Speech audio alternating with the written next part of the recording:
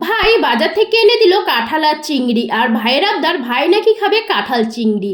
তাই তো বেশি সময় নষ্ট না করে কাঁঠালটাকে কেটে নুন আর হলুদ দিয়ে সেদ্ধ হতে দিলাম, সাথে কিন্তু আলুও দিয়েছি। আর এইদিকে চিংড়ি মাছটাকে ভালো মতন বেছে ধুয়ে নুন আর হলুদ দিয়ে ভালো মতন মেখে এটাকে তেলের মধ্যে হালকা করে ভেজে নেব। কিন্তু আমার মা না চিংড়ি মাছ হালকা ভাজা একদমই পছন্দ করে না। আমার মা চায় চিংড়ি মাছটাকে যেন আমি লাল লাল করে কড়া করে ভাজি, কিন্তু মা এটা বুঝতে চায় না, কড়া করে ভাজলে এটা একটু রবাটি হয়ে যায়। যাই হোক, ওই তেলে কিন্তু গোটা গরম মশলা ফোড়ন দিয়ে পেঁয়াজটাকে ভালো মতন ভেজে দিয়ে দিলাম আদা রসুন ও লঙ্কা বাটা, সাথে দিলাম নুন হলুদ লঙ্কার গুঁড়ো ও জিরে গুঁড়ো ও টমেটো কুচি। সমস্ত কিছুকে হালকা হাতে নেড়ে এটাকে কিন্তু ঢাকনা চাপা দিয়ে হতে দিলাম, যাতে মশলাটা ভালো মতন কষে যায় আর মশলা থেকে তেল ছাড়তে শুরু করে দেয়।